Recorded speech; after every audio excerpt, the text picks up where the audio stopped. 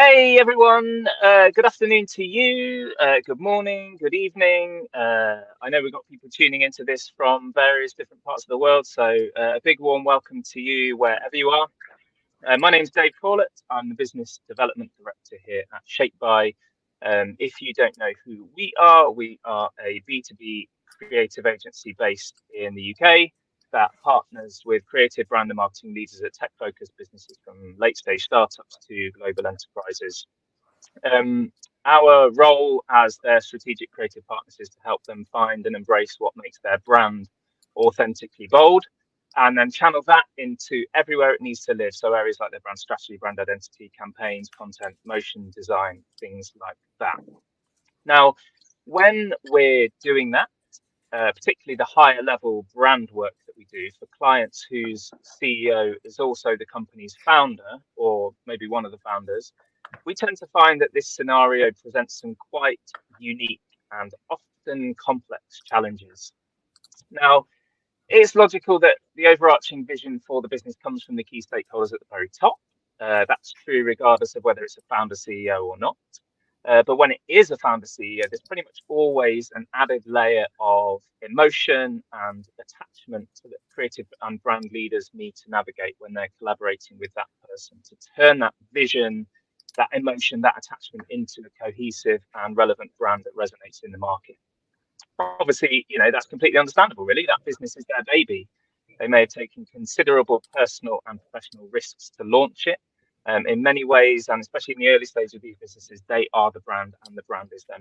It manifests itself in their image. But as it matures and as the market starts to dictate how people see the brand, the task of brand stewardship naturally falls on skilled brand leaders, like lots of you watching today, that they bring in. So what are some of the tools, tips, and tricks you can use to extract that vision out of your founder's head and translate it into what our panelist Kira Class refers to often as effective brand market fit? That's exactly what we'll be discussing in today's webinar. Speaking about panelists, we've got a wonderful lineup for you today. I'm so excited to hear their perspectives on this most meaty of topics. But first, let me just do some super quick intros to each of them. First up, I've already mentioned Kira. Kira Class is a brand strategy expert with deep experience leading global marketing teams and leveraging brand as a strategic growth lever.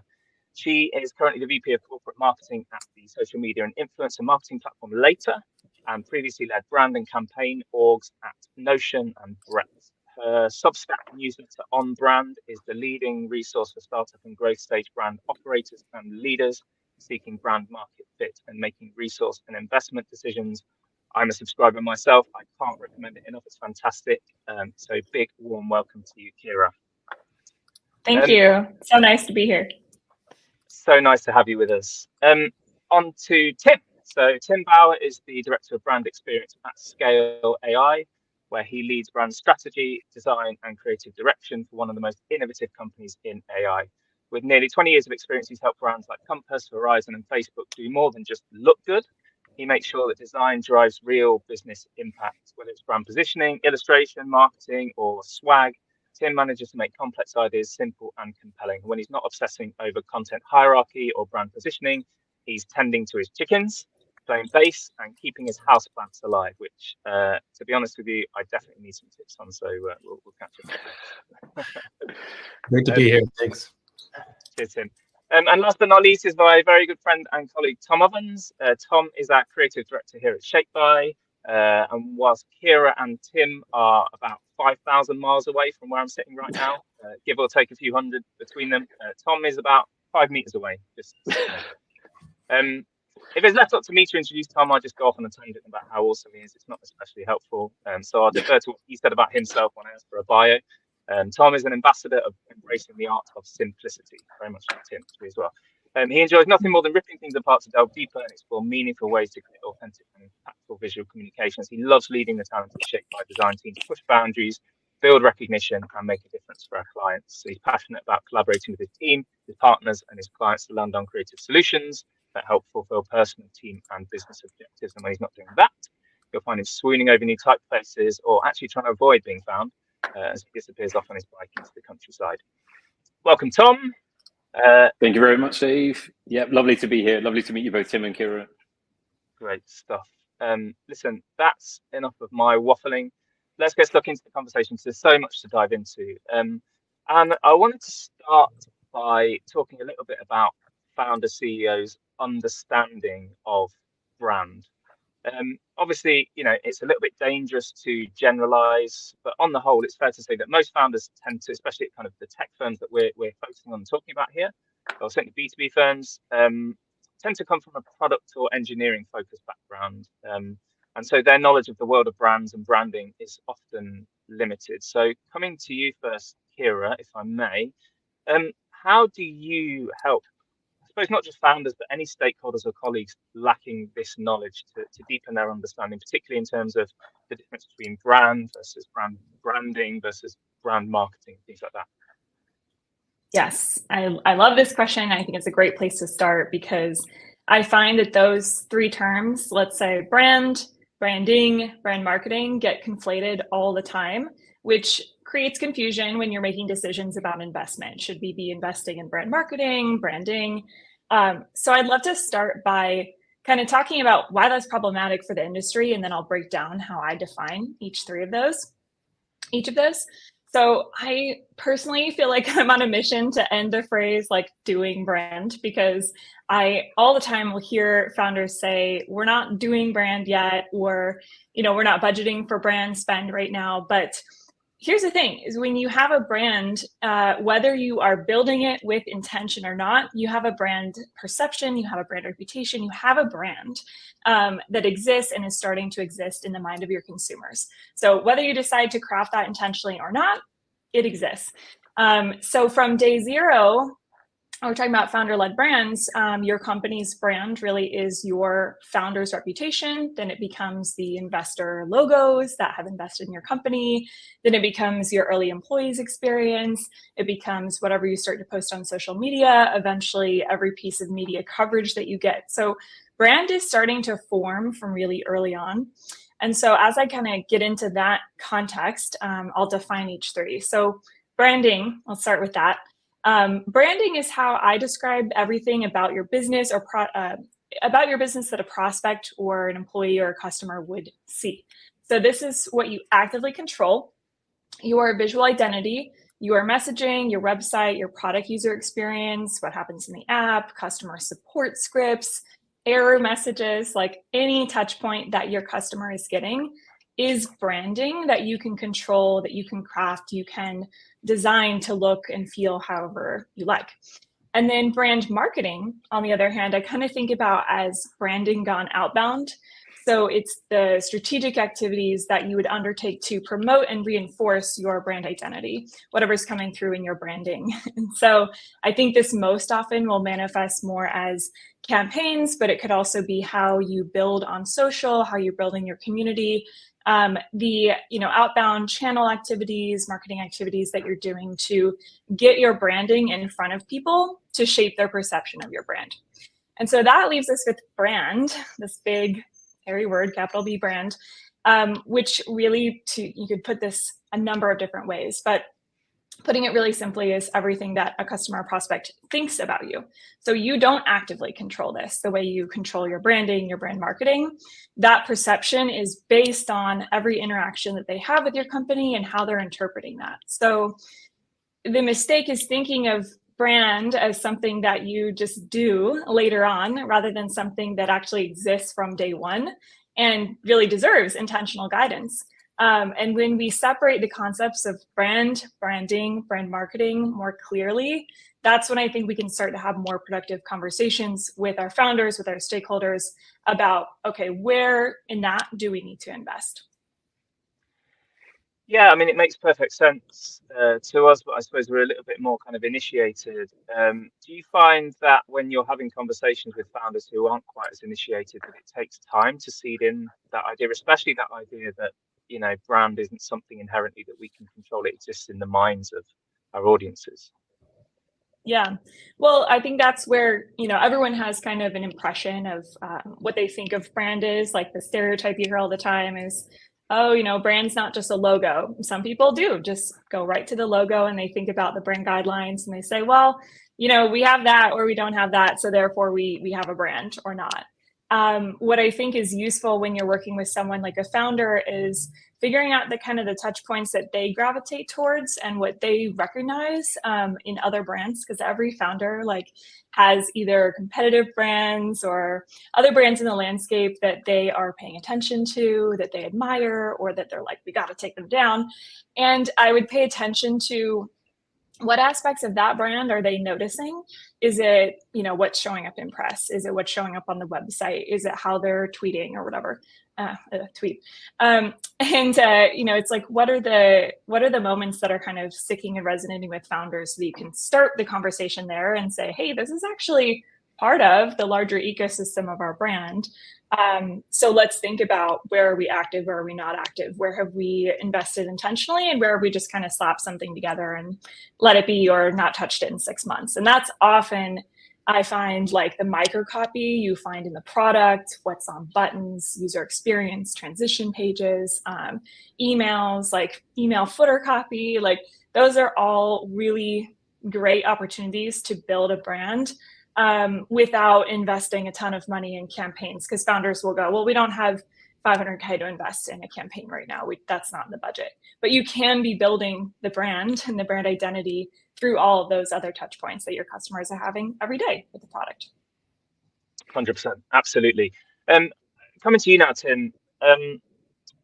The way that kind of founders think that their company should be perceived in the market, I suppose, and to some of Kira's points as well, there, kind of looking at how they think they should be perceived versus their competitors, doesn't always align with what works in practice, in reality. How do you go about, as a creative leader, translating their perspective and ideas into something that is consistent with the brand that needs to exist? Yeah, it's an interesting question. I think what I usually try to do is lean on the founder's expertise or their background, their experience. What I usually find is that they have either a really deep domain expertise or a really solid idea of who their customer is and what motivates them. Usually they're well beyond my experience in that realm. So the goal that I always am trying to get out of is it's discussing what are our tactics. What, if the founder comes and says, I want this, our brand should be blue or whatever, getting out of that kind of tactics layer and more into the higher level thinking, who is our customer? What are their needs? How is our product currently serving them? Where's the opportunity to grow there?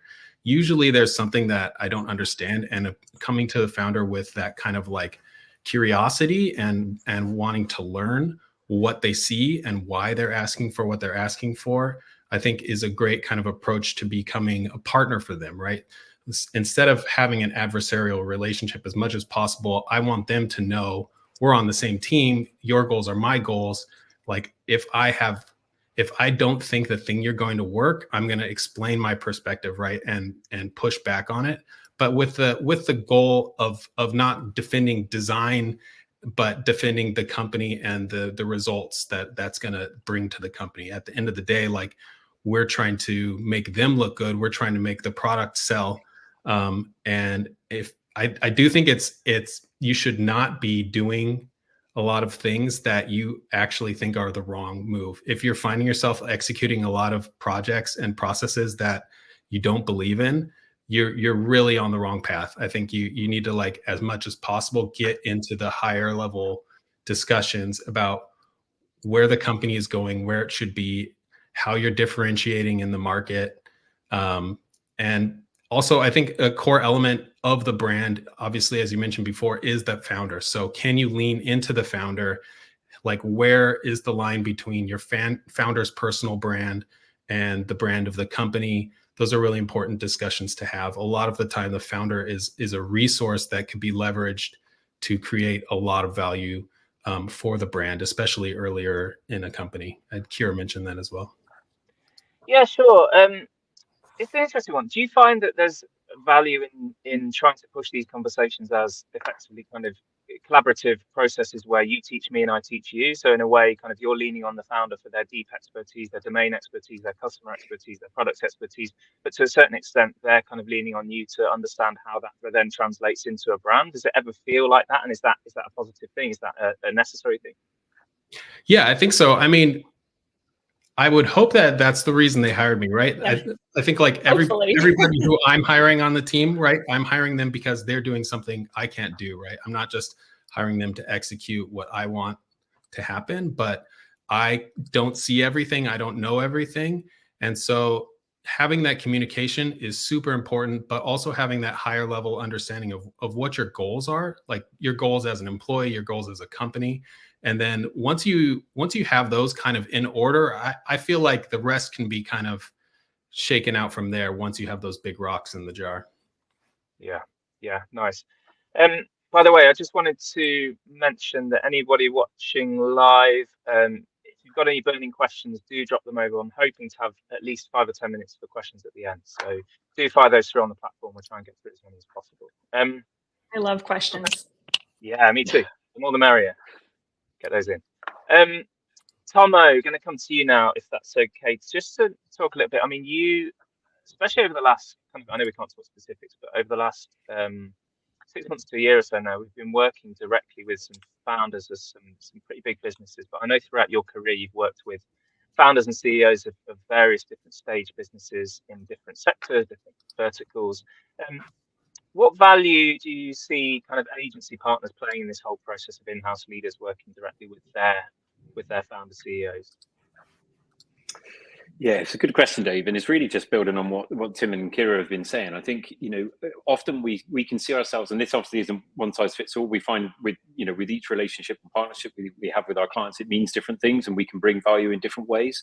But broadly speaking, I would say where we can help is almost be an outside perspective or almost an adjudicator. And, as Tim and Kira have been saying, start to identify where can meaningful shifts happen, or where do strategic decisions need to be made to shift the dial or to deliver the vision of those founders or leaders. And so often, we might simply be additional capacity to do exploration or iterations of work, or to form conversations, or sometimes it's about asking some awkward questions.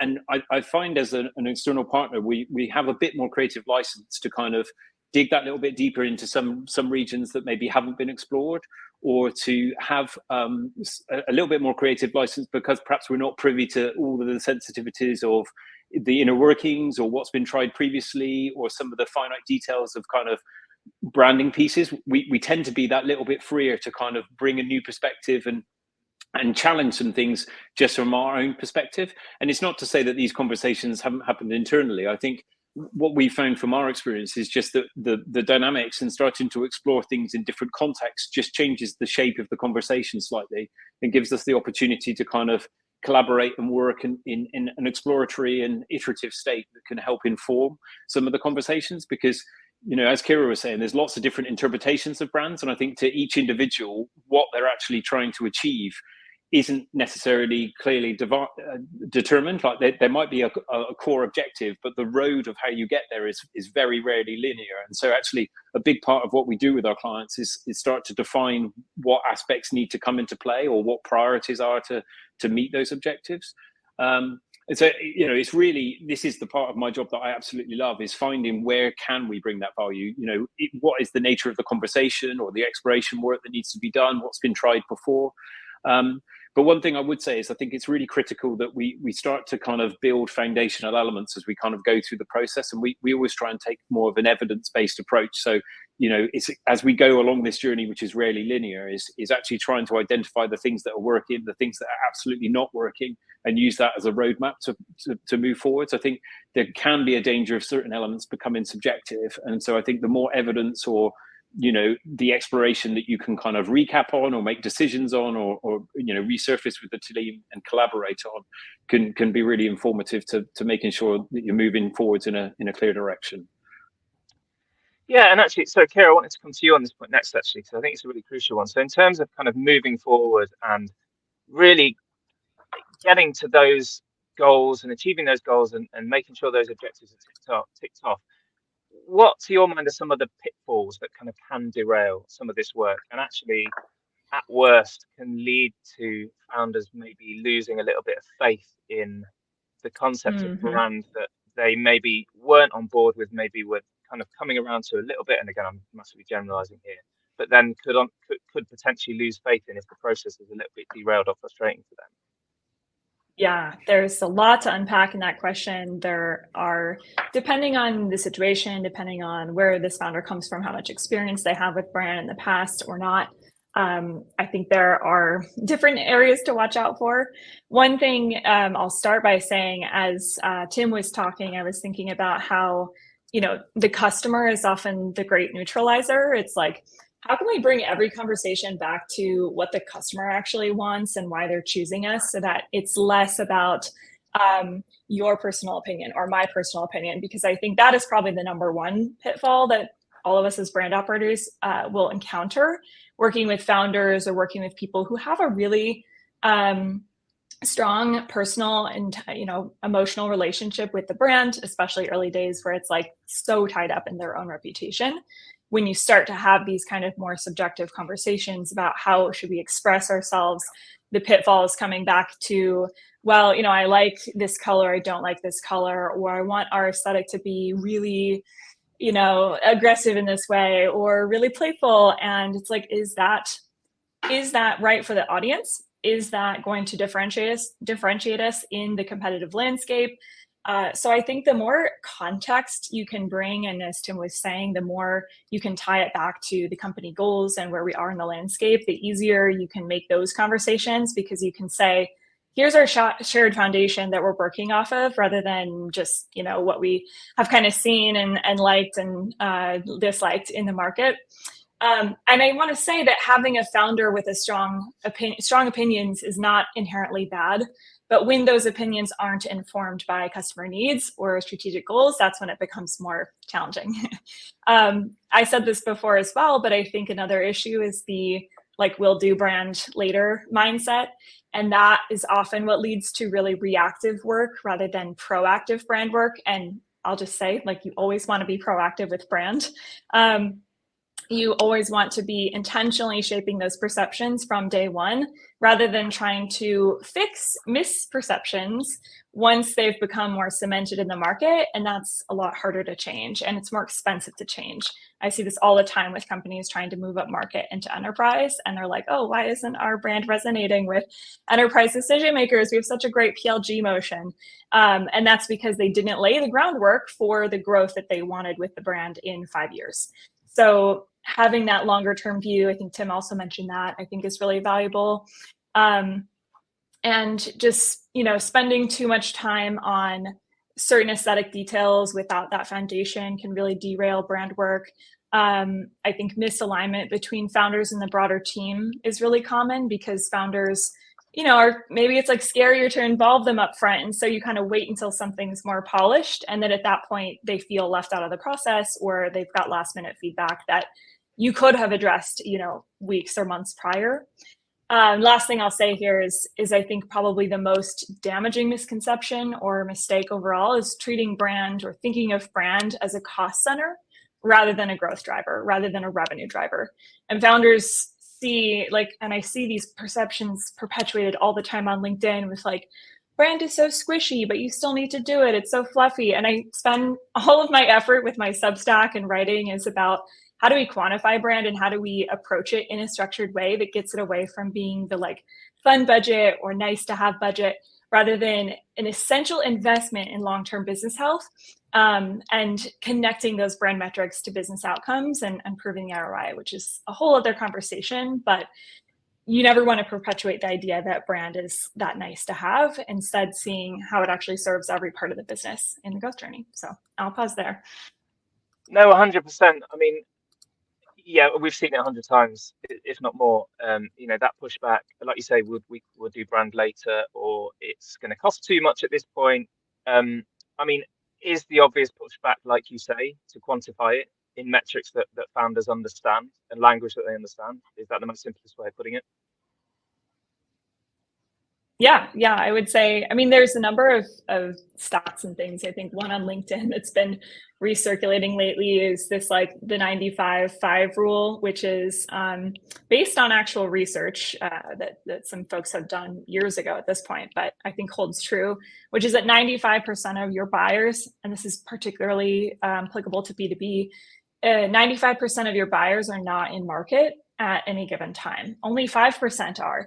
So 5% are primed to see your ad and say, oh yeah, I'm looking for that solution right now. Like, let me engage, let me find out more. 95% are like, yeah, maybe in the future I'll need like a payroll platform, but not right now. I have like 100,000 other priorities. So what you want to do is be building that perception that we exist, we're available. I'm sure folks, in this room have talked about physical and mental availability as concepts before. How do you create that availability for your brand so that when your audience gets to a decision point at whatever time that might be in the future, you are top of mind? There's also research from Tracksuit that says only maybe 2 to 3 brands max are in someone's consideration set at a time. So if you're in a crowded space and you're not one of those 2 or 3 brands, like, sorry, you missed your window. And that's because you didn't have the awareness and consideration that you needed to be, in the purchase set. So there's a lot of actually compelling evidence that shows how brand needs to be invested in before you get to the point of someone actually hitting buy.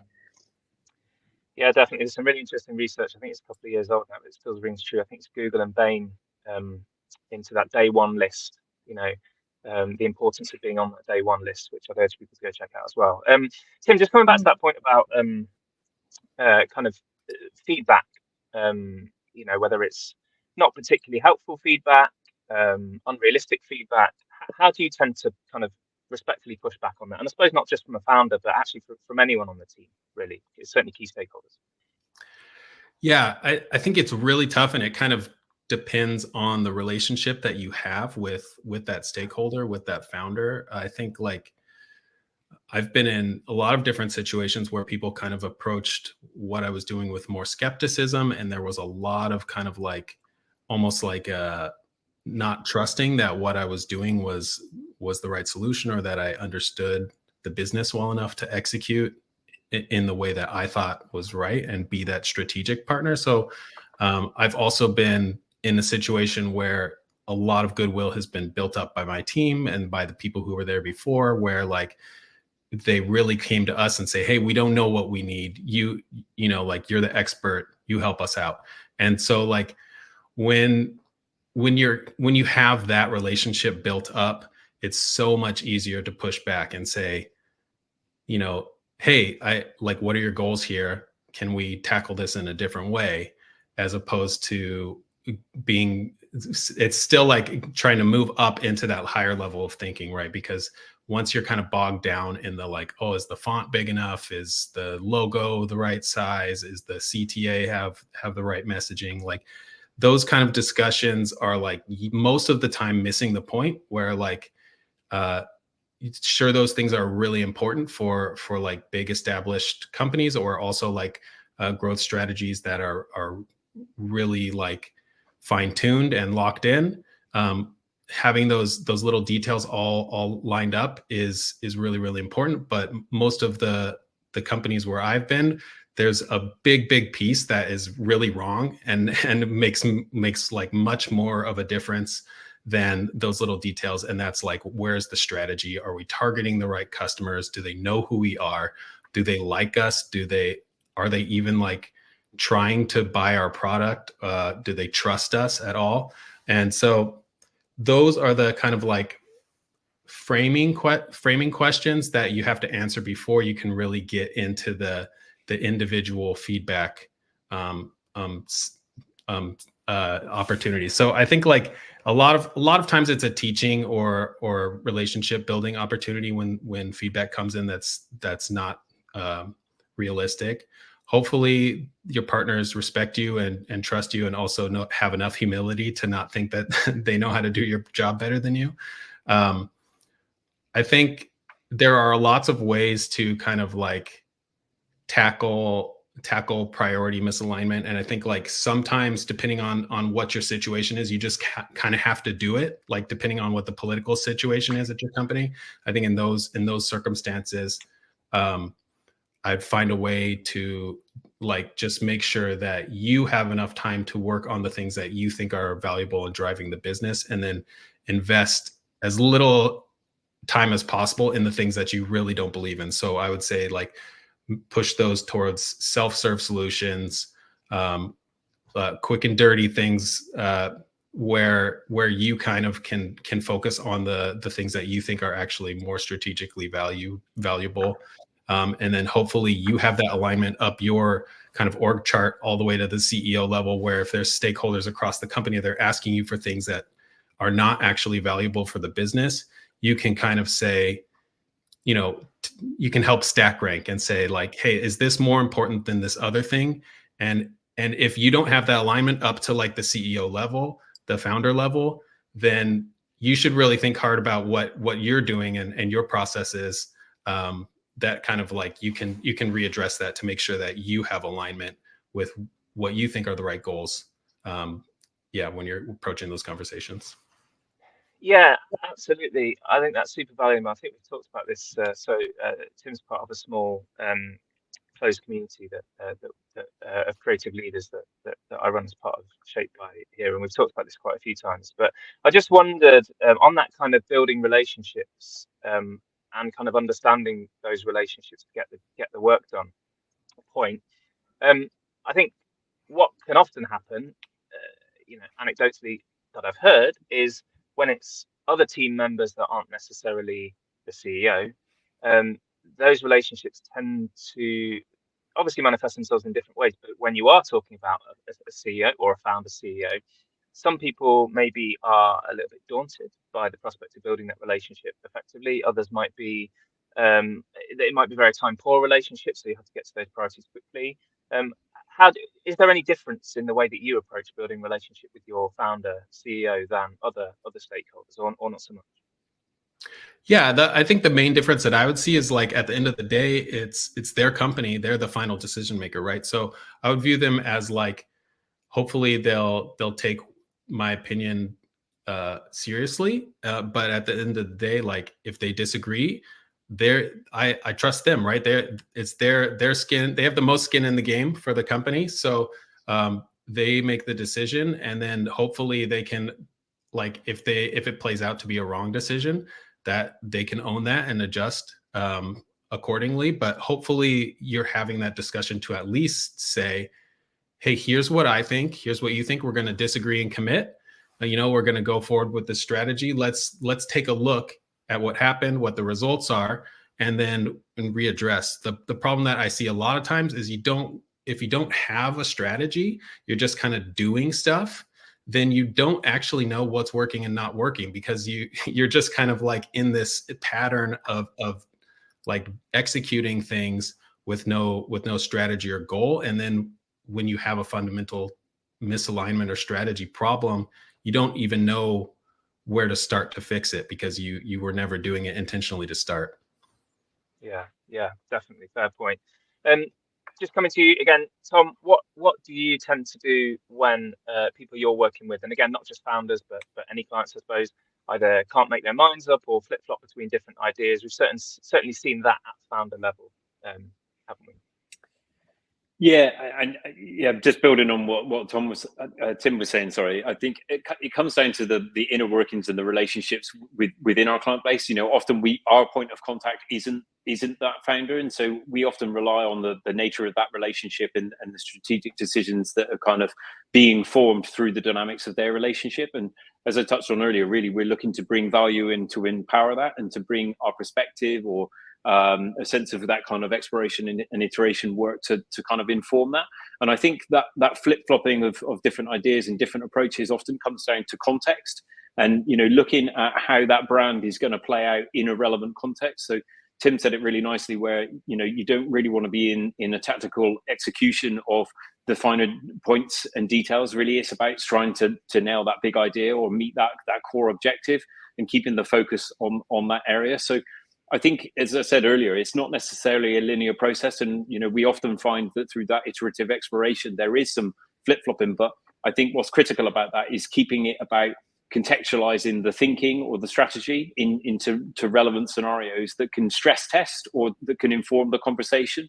And that can be a really, really key element. And then obviously critical for ourselves is making sure that we're building that rapport with our points of contact to ensure we're understanding what their stress is and their priorities and meeting the phased activities. Quite often, a founder or the leader may have one perspective on things, but often the broader team members have a different stance or different objectives that they need to meet. And I think as an external partner, we can help by just kind of reading the room and trying to kind of eke between the different portions of feedback and where the trajectory of work needs to go to make sure that we're meeting the broader objectives. And I think that's where that mediator role that I touched on earlier can kind of come in, where we can maybe not take one portion of feedback verbatim, and we can kind of sense check what is a logical path forwards for the business at large, rather than singular tracks of activity as such. Can be quite critical. Yeah, it's a good point actually. So I think we've spoken about a couple of projects where founders have been quite fixated on one aspect of the project.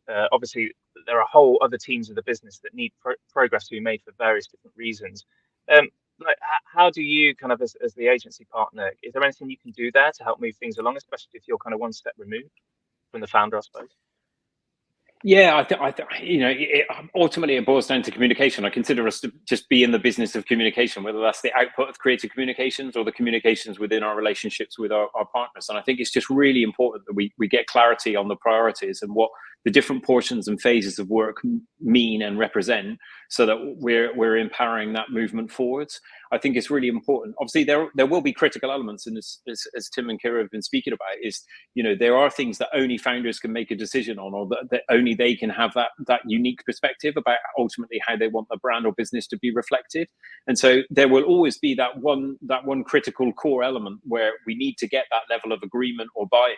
But I think there are opportunities for other activities to be happening in parallel to help move other business objectives forwards. And ideally, these elements can then dovetail with one another to ultimately form that body of work. But I would say critical is kind of regular communication, starting to define the elements as they become apparent, whether that be through briefing or recapping of bodies of work, and bringing all stakeholders along that journey is a really core component of it, I would say.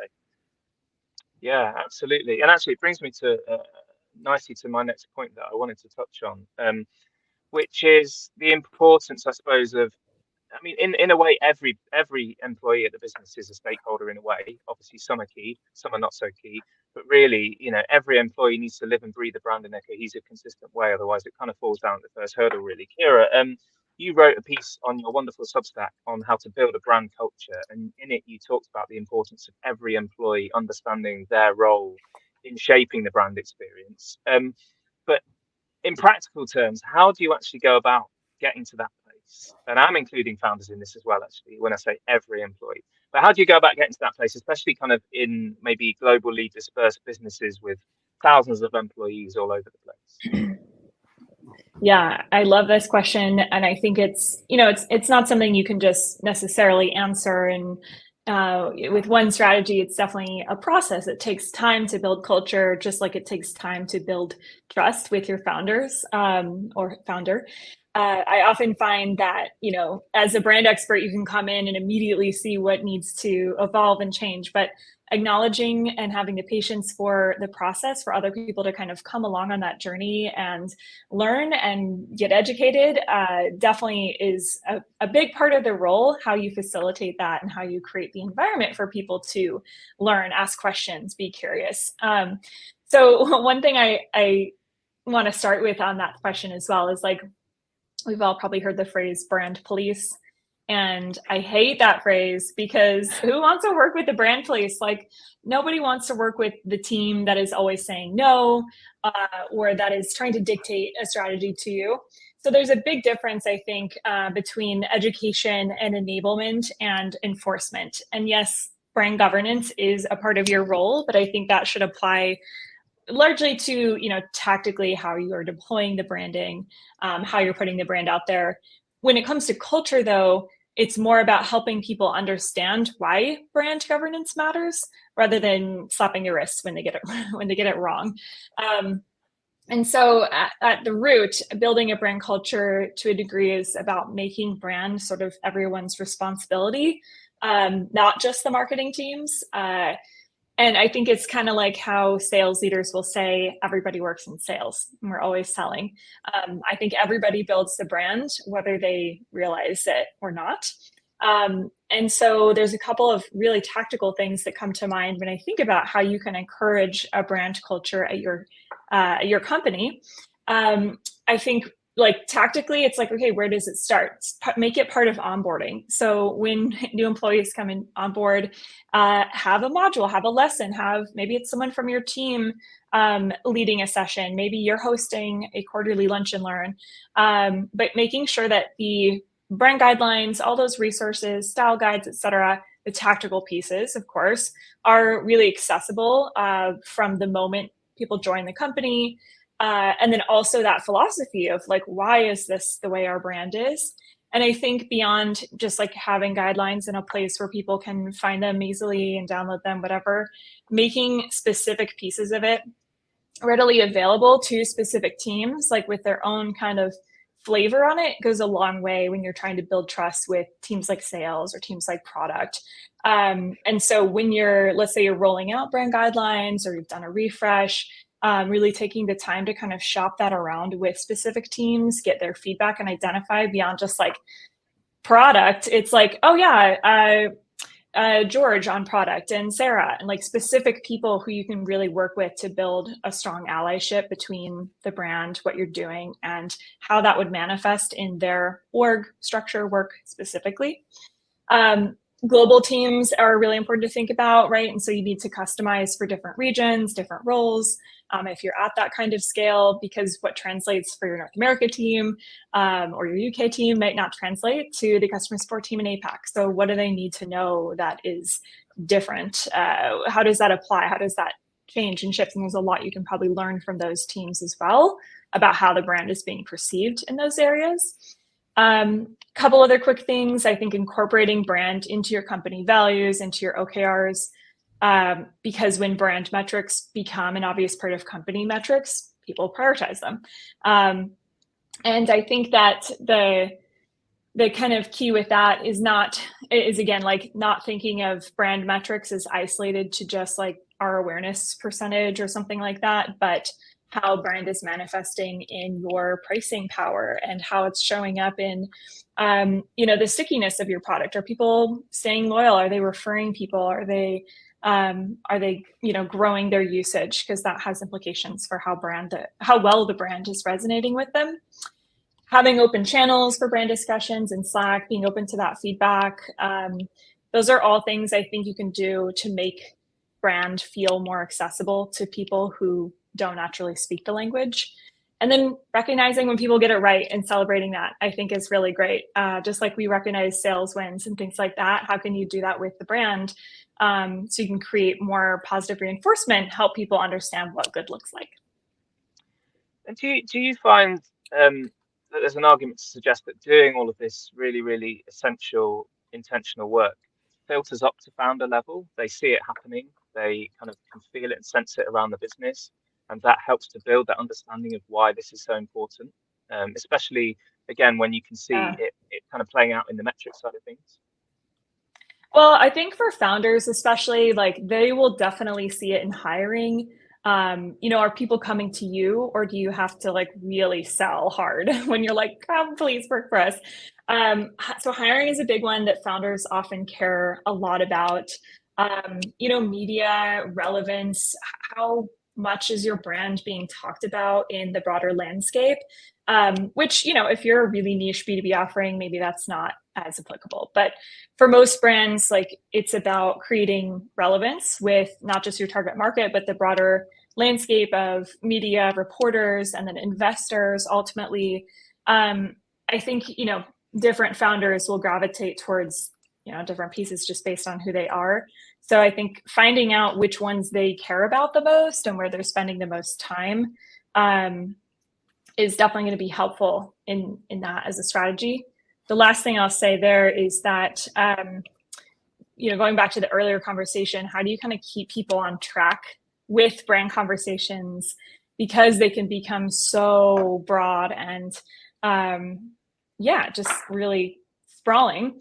I think talking about expectations really upfront. Let's say you're going into like a brand exercise or brand refresh, like providing some kind of timeline, and then specifically talking about your expectation for how quickly they will provide feedback and how quickly after that you're going to make a decision. Say it's like 48 hours. Having those kind of tactical conversations up front before you're getting into the weeds and nitty gritty, I think is really helpful. And that can, you can apply that strategy to basically anything where you're trying to like get to something that might feel a little bit more subjective.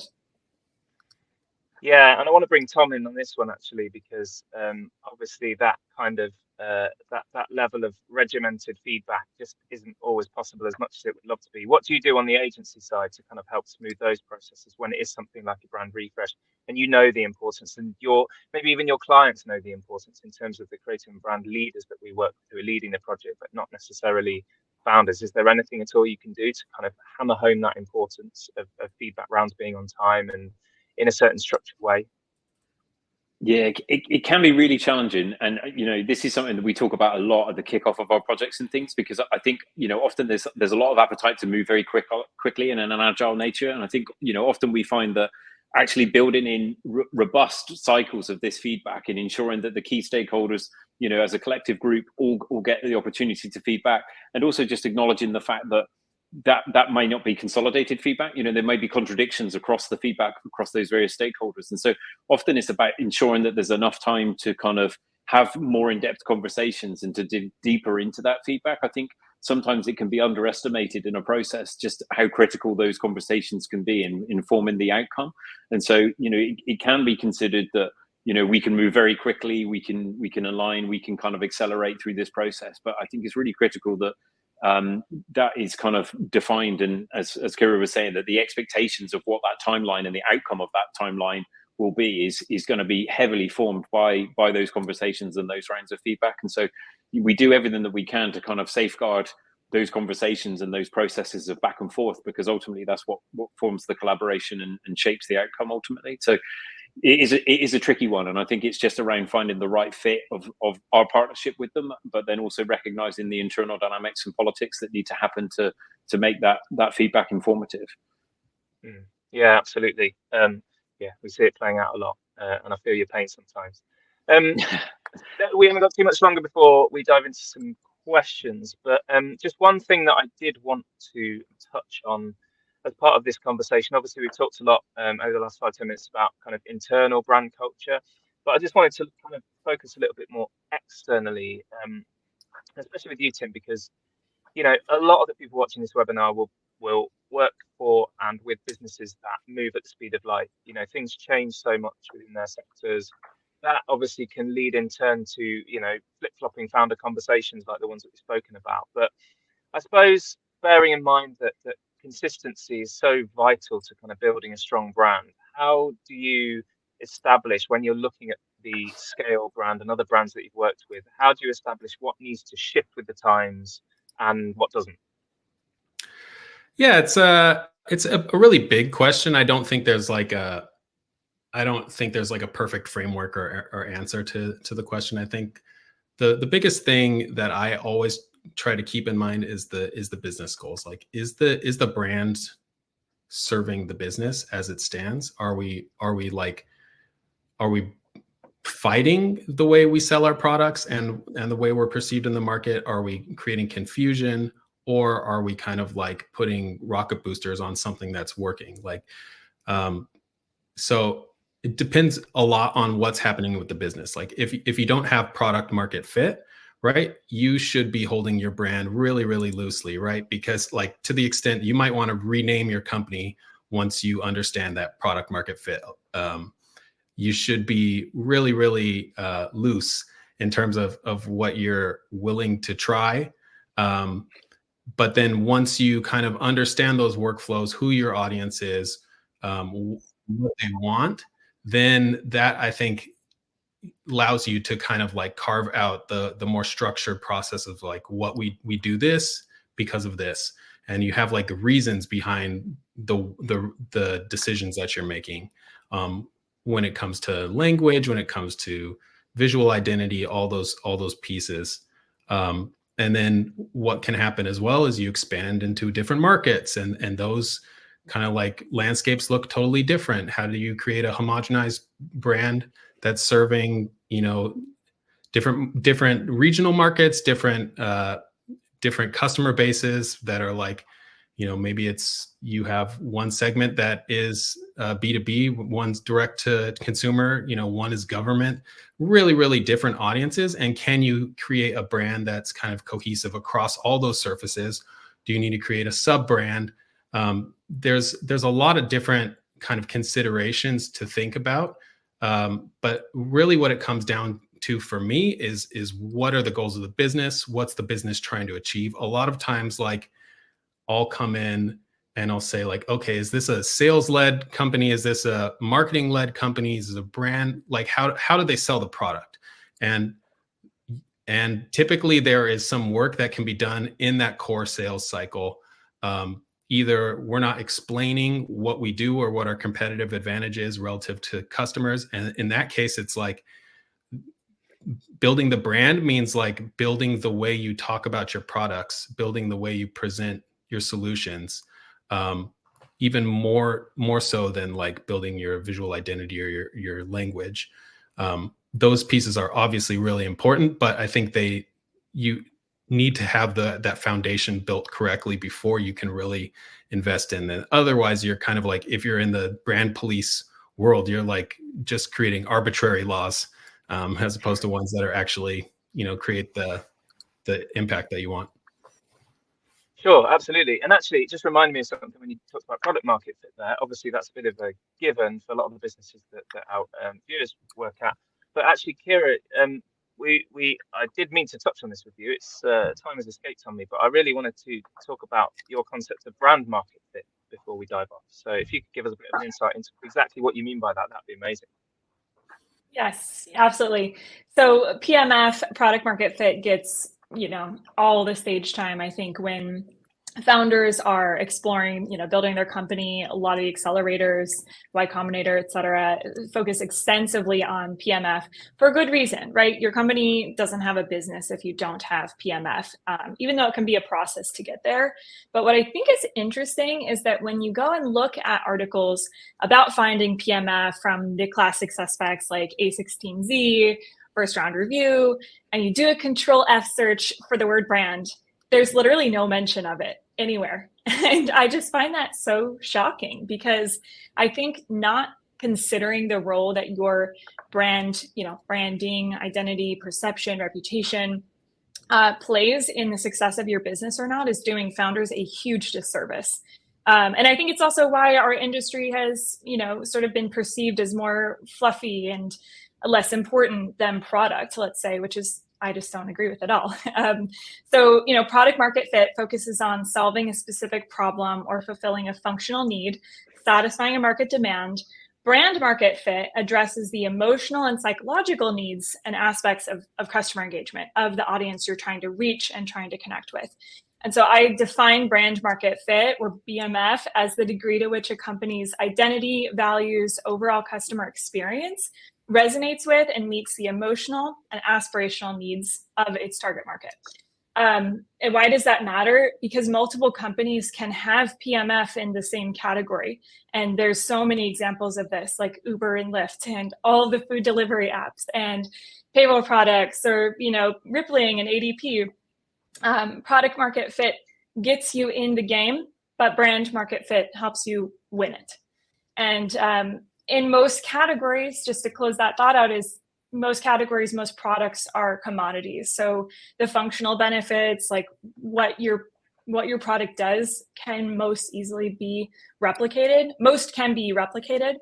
But your brand, how you make customers feel, the identity that you help them express about themselves, the values that you share, is a lot harder for other companies to copy. And they can't, you know, ship the same brand the way they can ship the same feature overnight. And so for founders and C-suite execs, I think in particular, this kind of framing helps move brand from that kind of nice to have later, you know, we'll add it on when we get there, to actually this is a strategic imperative. If you don't have brand market fit and you have product market fit, you're super vulnerable to other companies coming in and having a stronger brand resonance with your target market. And that gives it, you know, that gives brand a competitive advantage rather than just like a marketing expense or a campaign expense. And so, you know, examples like Spotify with their Wrapped campaign, and Oatly with like their super irreverent voice, Discord, you know, versus Slack. These companies don't just have really strong product market fit, but they have very distinctive brand market fits with their audiences. So I think that's a super interesting concept that I hope will kind of get more attention as we broaden beyond the PMF conversation that has kind of been like talked about to death, and say, actually, here's another way that you can really create differentiation and competitive advantage through your brand. I hope I got this quote right. Product marketing fit, or PMF, gets you into a category. Brand market fit helps you win in it. Because that's a great way to end. And I really hope that if there are any founders watching this, you're frantically writing that down as well, because I think that's really where we kind of ultimately want these conversations to get to, is right to the top of the boardroom. I think that's such a pertinent way. Actually, I mean, that's something you guys should get framed and hung in the boardroom, to be honest. I think what a quote. The reason why I kind of wanted to carry this on a little bit is because we're either having a few issues with questions or people have been really quiet on the questions. I know that when we ran our Bring Your Own Bold event in the autumn last year, we had a few issues with the question side of things, but there's one question that's come in. I think we've just about got time to answer that, and it kind of touches on a lot of stuff that we've touched on before. Founders can be perfectionists. How do you keep momentum when they want to tweak endlessly? Does anybody want to tackle that one? I'll leave the floor open to you guys. Yeah, I'll give a quick answer. I think carving out the timeline and the objectives up front is really key. And then in reality, almost nothing we're doing is like we do it one time and we solve it. We're always kind of iterating and going back. So I would say the key to having the tweaking is saying, like, what do we want to do and what do we need in order to get there? And then like to just frame it to say, hey, this isn't done forever. This is where we are now, and then let's see how it goes. We'll learn from it, and then we'll iterate past then. But yeah, getting into the shipping phase, I think, is really important. And most founders that I've worked with are on board with that idea as well. They want to ship, they want to try stuff, they want to see how the customer reacts. So kind of getting graphics and brand into that world, I think, is a good framing. I'd agree. Yeah, it's better to get it out there and get feedback, because, I mean, your brand doesn't exist in a vacuum. So you can perfect your guidelines, but it doesn't translate at all to how it's actually showing up in the real world and how it's being received. So the more you can iterate and the more real feedback and input you can get from your actual audience, the better, the more information you'll have to make decisions and keep improving. Nice. Perfect. Well, listen, I just wanted to end by saying a huge thank you to Kira, to Tim, and to Tom. Thanks for your time today. Really, really do appreciate it. I hope you guys watching got as much value out of that as I did. Always super interesting conversations.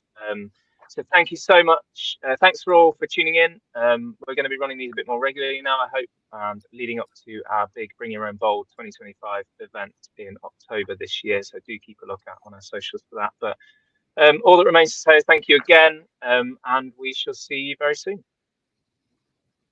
Awesome. Awesome. Thank you so much. Great to be a part of this conversation.